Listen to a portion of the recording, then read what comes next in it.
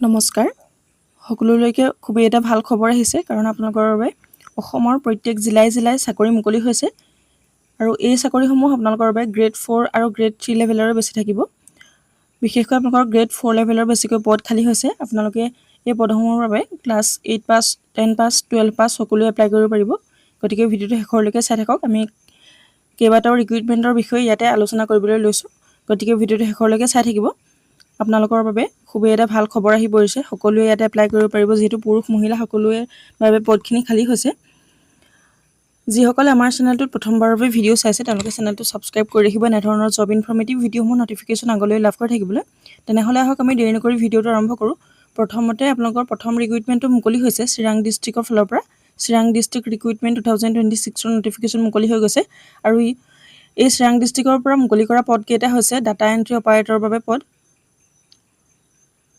Name of organisation হৈছে foreigners tribunal চিৰাঙৰ ফালৰ পৰা পদখিনি খালী কৰিছে লাষ্ট ডেটটো হৈছে 25/8/2026 আগষ্টৰ 25 তাৰিখ পৰ্যন্ত আপোনালোকে এপ্লাই কৰিব পাৰিব যদি এলিজিবল বা ইণ্টাৰেষ্টেড হয় তেনেহ'লে আগষ্টৰ 25 তাৰিখৰ ভিতৰত সকলোৱে এপ্লাই কৰি ল'ব পাৰিব আৰু নাম্বাৰ অফ পোষ্ট দিয়া হৈছে দুটাকৈ পদ খালী আছে ডাটা এণ্ট্ৰি অপাৰেটৰৰ বাবে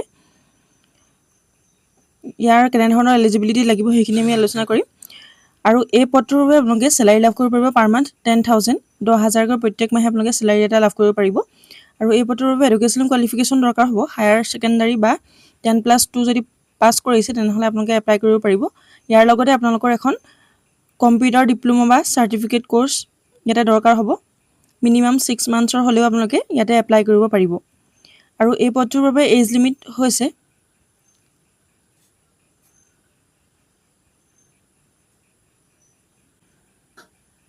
ইয়াতে আপোনালোকে মিনিমাম 18ৰ পৰা এপ্লাই কৰিব পাৰিব 18 বছৰৰ পৰা এপ্লাই কৰিব পাৰিব মেক্সিমাম আপোনালোকে 40 ইয়াৰ্ছলৈকে এপ্লাই কৰিব পাৰিব যিসকল জেনেৰেল কেটেগৰী কেণ্ডিডেট থাকে আৰু যিসকল OBC থাকে তেওঁলোকে 43 ইয়াৰ্ছলৈকে এপ্লাই কৰিব পাৰিব কাৰণ তেওঁলোকে 3 বছৰকৈ ৰিলেক্সেশ্যন লাভ কৰিব পাৰিব আৰু যিখিনি SC ST কেণ্ডিডেট থাকে তেওঁলোকে 45 ইয়াৰ্ছলৈকে এপ্লাই কৰিব পাৰিব তেওঁলোকে 5 বছৰকৈ ৰিলেক্সেশ্যন ইয়াতে লাভ কৰিব পাৰিব আৰু how to apply for Chirang district recruitment 2026 এই ৰিক্ৰুইটমেণ্টৰ বাবে যিসকল এলিজিবল হয় এপ্লাই কৰিম বুলি যিসকলে ভাবিছে তেওঁলোকে কেনেদৰে এপ্লাই কৰিব লাগিব সেইখিনি দিয়া হৈছে ইয়াতে আপোনালোকে অফলাইন মাধ্যমেৰে ষ্টেণ্ডাৰ্ড ফৰ্ম সাবমিট কৰি এপ্লাই কৰিব লাগিব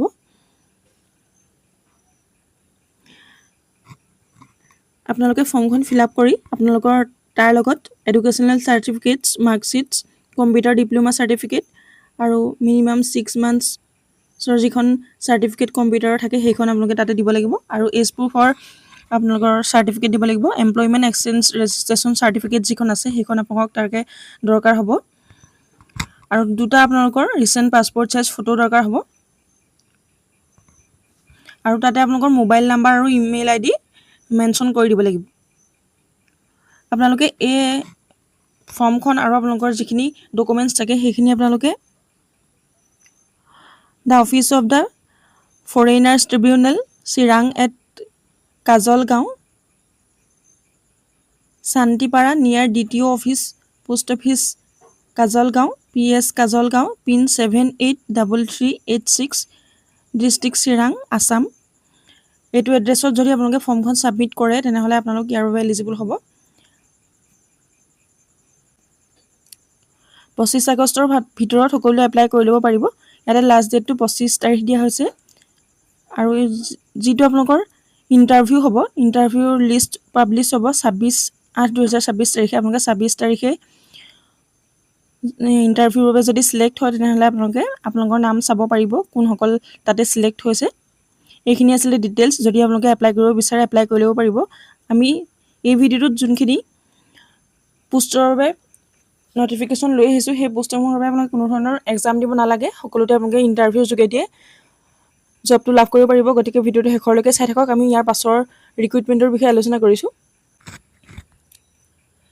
ইয়াৰ পাছৰ পদখিনি খালী কৰিছে শোণিতপুৰ ডিষ্ট্ৰিক্টৰ ফালৰ পৰা শোণিতপুৰ ডিষ্ট্ৰিক্ট জুডিচিয়াৰী ৰিক্ৰুইটমেণ্ট 2026 আৰু ইয়াতে আপোনালোকে পিয়ন পদৰ বাবে এপ্লাই কৰিব পাৰিব শোণিতপুৰ ডিষ্ট্ৰিক্টৰ ফালৰ পৰা পিয়ন পদৰ বাবে নটিফিকেশ্যন মুকলি কৰি দিছে আৰু নেম অফ দ্য অৰ্গেনাইজেশ্যন হৈছে ডিষ্ট্ৰিক্ট এণ্ড ছেছন জাজ শোণিতপুৰ তেজপুৰৰ ফালৰ পৰা পদখিনি খালী কৰিছে আৰু নাম্বাৰ অফ পোষ্ট হৈছে এটাকৈ পদ খালী আছে পিয়নৰ বাবে নেম অফ পোষ্ট হৈছে পিয়ন আপোনালোকে পিয়ন পদৰ বাবে এই নটিফিকেশ্যনটো লাভ কৰিব পাৰিব কেনেধৰণৰ কোৱালিফিকেশ্যন হ'ল আপোনাক এপ্লাই কৰিব পাৰিব সেইখিনি আপোনালোকে জানি ল'ব পাৰিব।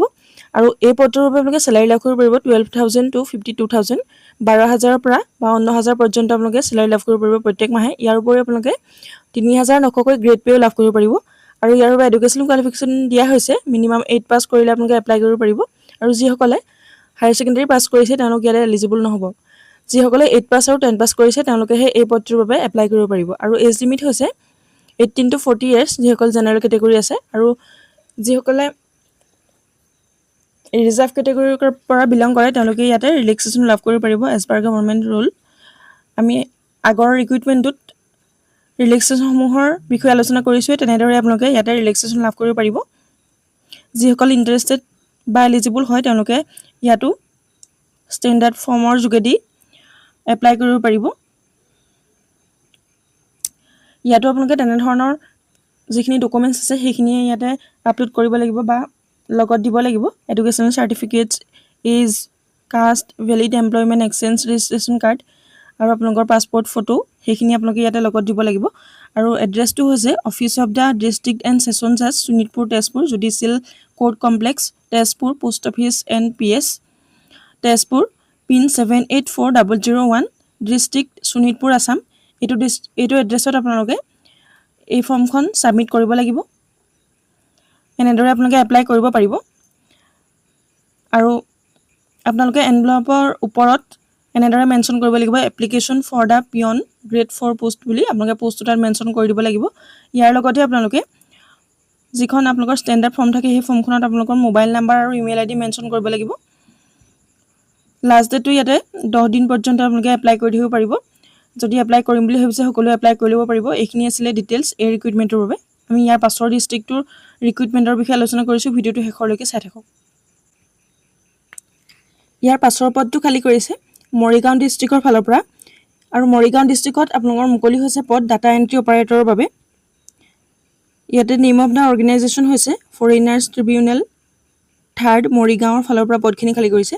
লাষ্ট ডেটটো হৈছে 24/8/2026, আগষ্টৰ 24 তাৰিখ পৰ্যন্ত আপোনালোকে এই পদটোৰ বাবে এপ্লাই কৰিব পাৰিব। আৰু টোটেল ইয়াতে এটাকৈ পদ খালী আছে ডাটা এণ্ট্ৰি অপাৰেটৰৰ বাবে। ইয়াতে আপোনালোকে এইখিনিয়ে হ'ব ডিটেইলছ। যিটো ডাটা এণ্ট্ৰি অপাৰেটৰ পোষ্টৰ বাবে আগৰ আমি আলোচনা কৰিছোঁ সেই পোষ্টটোৰ সৈতে সকলোখিনি ডিটেইলছ একেই থাকিব, কিন্তু ইয়াৰ যিটো আপোনালোকৰ ছাবমিট কৰা এড্ৰেছ থাকিব ফৰ্মখন সেইটোহে আপোনালোকৰ অলপ বেলেগ হ'ব পাৰে। ইয়াতে চেলাৰী আপোনালোকে 10,000 লাভ কৰিব পাৰিব পাৰ মান্থ। আৰু education qualification higher secondary pass, লগতে আপোনালোকৰ কম্পিউটাৰ ডিপ্ল'মা বা চাৰ্টিফিকেট লাগিব। মিনিমাম 6 মান্থছৰ কোৰ্চ কৰা হ'লেও আপোনালোকে ইয়াতে এপ্লাই কৰিব পাৰিব। আৰু এজ লিমিটটো ইয়াতে 18 to 40 years থাকিব জেনেৰেল কেটেগৰী কেণ্ডিডেটৰ বাবে। আৰু বাকীসকলে ইয়াতে ৰিলেক্সেশ্যন লাভ কৰিব পাৰিব এজ পাৰ গভৰ্ণমেণ্ট ৰুল। আৰু ইয়াতে এলিজিবল বা ইণ্টাৰেষ্টেড সকলে ষ্টেণ্ডাৰ্ড ফৰ্মৰ যোগেদি এপ্লাই কৰিব পাৰিব। একেখিনি আপোনালোকে ডকুমেণ্টছ ইয়াতে প্ৰভাইড কৰিব লাগিব। ইয়াতে এড্ৰেছটো দিয়া হৈছে office of the member foreigners tribunal 3rd Morigaon, ward নং 5, মেইন ৰোড, গোহাঁইগাঁও, মৰিগাঁও, আছাম। এইটো এড্ৰেছত আপোনালোকে 24 আগষ্টৰ ভিতৰত যদি এপ্লাই কৰে তেনেহ'লে আপোনালোকক ইণ্টাৰভিউৰ বাবে কণ্টেক্ট কৰিব। যদি আপোনালোকে এই পদটো লাভ কৰিব বিচাৰে আপোনালোকে সকলোৱে এপ্লাই কৰি ল'ব পাৰিব, যিহেতু ইয়াতে কোনো ধৰণৰ এক্সাম নিদিয়াকৈ আপোনালোকে এপ্লাই কৰিব পাৰিব বা ইণ্টাৰভিউৰ যোগেদি আপোনালোকে ইয়াতে এই জবটো লাভ কৰিব পাৰিব। গতিকে সকলোৱে এপ্লাই কৰিব। ইয়াৰ পাছৰ ৰিক্ৰুইটমেণ্টৰ বিষয়ে আমি আলোচনা কৰিছোঁ, ভিডিঅ'টো শেষলৈকে চাই থাকক। ইয়াৰ পাছৰ ৰিক্ৰুইটমেণ্টটো হৈছে ডিব্ৰুগড় ডিষ্ট্ৰিক্ট জুডিচিয়েৰী ৰিক্ৰুইটমেণ্ট 2026। ডিব্ৰুগড় ডিষ্ট্ৰিক্টৰ ফালৰ পৰা এইখিনি পদ খালী কৰিছে। আৰু তাতে আপোনালোকে পিয়নৰ বাবে পদ আৰু চকীদাৰৰ বাবে পদ দেখিবলৈ পাব। টোটেল 3টাকৈ পদ খালী আছে।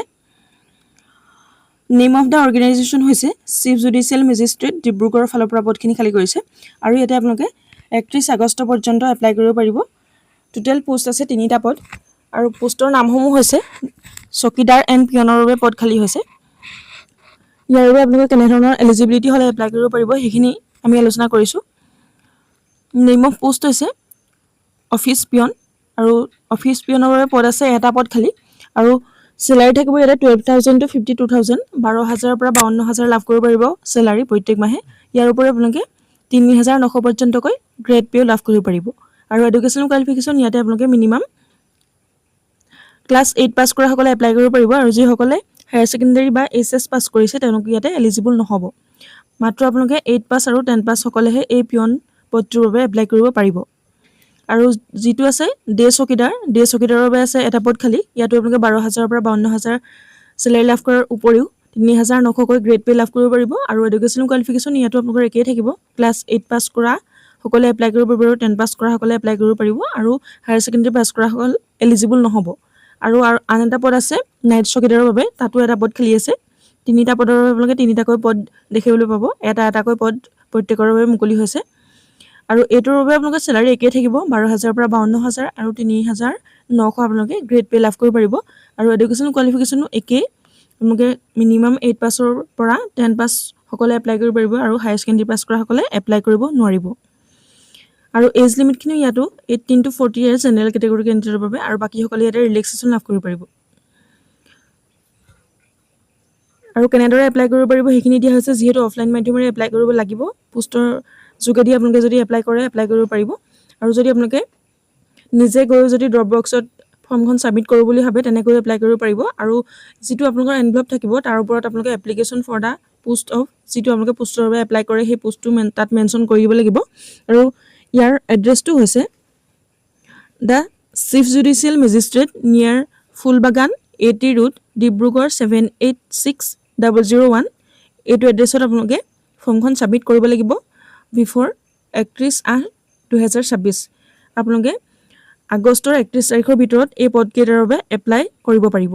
এইখিনি আছিলে ডিটেইলছ। যদি এপ্লাই কৰিব বিচাৰে সকলোৱে এপ্লাই কৰি ল'ব পাৰিব, কাৰণ যিহেতু এইটো গ্ৰেড 4 লেভেলৰ পদ হয়। আপোনালোকে যিহেতু এডিআৰ আহি আছে তাৰ আগতে আপোনালোকে আন এটা সুযোগ আপোনালোকে লাভ কৰিছে, গতিকে আপোনালোকে সুযোগটো কোনেও নেহেৰুৱাব। কাৰণ ইয়াতে আপোনালোকে কোনো ধৰণৰ পৰীক্ষা নিদিয়াকৈ মাত্ৰ ইণ্টাৰভিউৰ মাধ্যমেৰে পদসমূহ লাভ কৰিব পাৰিব। যদি আপোনালোকৰ বন্ধুবৰ্গৰ মাজতো এনেধৰণৰ কোৱালিফিকেশ্যন আছে তেওঁলোককো ভিডিঅ'টো শ্বেয়াৰ কৰিবলৈ নাপাহৰিব, তেওঁলোকে যাতে এই পদসমূহৰ বাবে এপ্লাই কৰিব পাৰে। আৰু আমাৰ চেনেলটোত যদি আপুনি প্ৰথমবাৰৰ বাবে ভিডিঅ' চাইছে তেনেহ'লে চেনেলটো ছাবস্ক্ৰাইব কৰি ৰাখিব। আগলৈ এনেধৰণৰ জব ইনফৰ্মেটিভ ভিডিঅ'সমূহ ন'টিফিকেশ্যন লাভ কৰি থাকিবলৈ ভিডিঅ'টো শেষলৈকে চাই থকাৰ বাবে বহুত বহুত ধন্যবাদ।